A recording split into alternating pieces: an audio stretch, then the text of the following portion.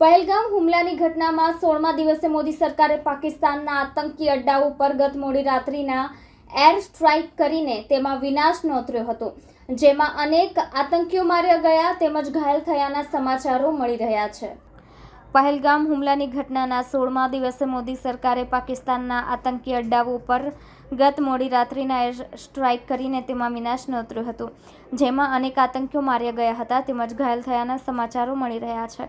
ત્યારે દેશભરમાં 26 જેટલા પરિવારોને આજે ન્યાય મળ્યો હોય અને સાચા અર્થમાં શ્રદ્ધાંજલિ પાઠવી હોય તેવો અહેસાસ મૃતકના પરિવારજનો કરી રહ્યા છે। ત્યારે ભાવનગરના યતીશ પરમાર, સ્મિત પરમારના પરિવારે પણ મોદી એક્શન મામલે કહ્યું કે મોદી સાહેબે આપેલું વચન નિભાવ્યું, બદલો લઈ સાચા અર્થમાં શ્રદ્ધાંજલિ પાઠવી છે। સાથે આવી ઘટના ફરી ન બને તે માટે આતંકીઓ સંપૂર્ણ સફાયો કરી દેશને સુરક્ષિત બનાવે તેવી માંગ કરી હતી। તેમજ પતિ અને નાના પુત્રને ગુમાવનારી માતાએ મોદી સરકાર પાસે બાકીનું જીવન પોતાના મોટા દીકરા માટે જીવવા તેને સરકારી નોકરીની માંગ કરી છે। મારું નામ પરમાર સાવંત અમિતભાઈ છે।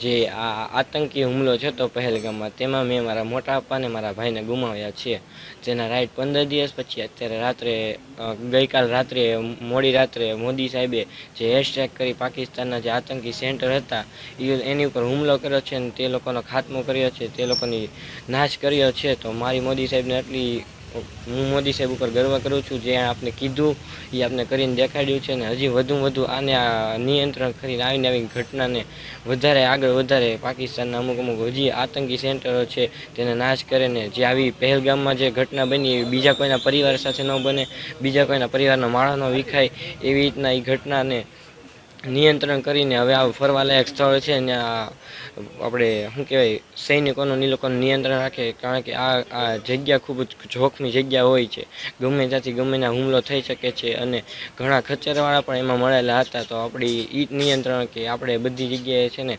નિયંત્રણમાં રહેવું જોઈએ, ગમે ત્યાં ગમે હુમલો થઈ શકે। તો મોદી સાહેબને આટલી અપેક્ષા અને મોદી સાહેબ ઉપર અમને ખૂબ જ ગર્વ છે, તેણે કીધું એ અમને વળતર કરીને દેખાડ્યું છે અને મારા મોટા પપ્પાને મારા ભાઈને સાચી શ્રદ્ધાંજલિ મળી। મને ખૂબ ગર્વ છે આપણા મોદી સાહેબના, એને કે જે આને તાત્કાલિક લીધી છે એટલે મને ખૂબ 15 દિવસ થયા, આજે 16મો દિવસ છે એટલે મને ખૂબ ગર્વ છે આપણા સેનાઓ માટે, આપણા મોદી સાહેબ માટે કે આ એક્શન લીધી અને મને થોડીક શાંતિ થશે। પણ જે મારી માથે દુઃખ પડ્યું છે, મારી આખી જિંદગી મારી માથે દુઃખ પડ્યું છે, પણ હું એવું ઈચ્છું છું કે મારી કોઈ ભારત જે મારી સેના છે ત્યાં એની કોઈ દીકરી કે બેન કે પોતાની પત્ની કોઈ વિધવા ન થાય, નિરાધાર ન થાય એવી મારી પ્રાર્થના છે કે આવું કોઈ દિવસ આતંકવાદી દીકરીને કોઈ આવું ન થાય એવી મારી પ્રાર્થના છે કે આવું કોઈ દિવસ ન થાય, એનું પાકિસ્તાનનું નામ નિશાન મિટાવી દો।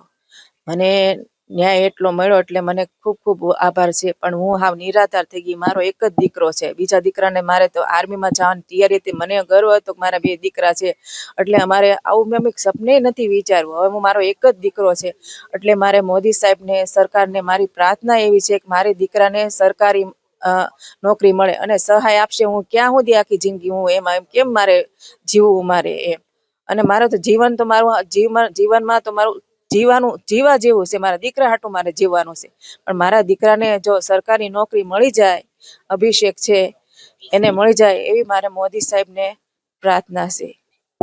મારું નામ પરમાર અભિષેક છે। આ પહેલગામમાં હુમલો થયો એના આજે 15 દિવસ થયા છે। નરેન્દ્ર મોદી આજે સ્ટ્રાઇક લીધી છે રાત્રે 2:30 વાગે। મને આજે ખૂબ ગર્વ છે કે નરેન્દ્ર મોદીએ પાકિસ્તાન ઉપર હુમલો કર્યો છે।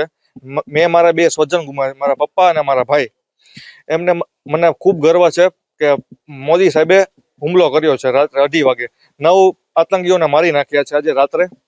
મને આજે ખૂબ ગર્વ થાય છે મોદી સાહેબે ભારત સેના ઉપર હુમલો કર્યો છે, ભારત સેનાએ પાકિસ્તાન ઉપર હુમલો કર્યો છે। મારા પપ્પા અને મારા ભાઈને બેયને ગોળી વાગી ગઈ છે, હવે બીજા કોઈને ન વાગે એવી મોદી સાહેબ હવે નિયંત્રણ કરે તો સારું છે। હવે પાકિસ્તાનનું નામ નિશાન હટાવી દેવું જોઈએ।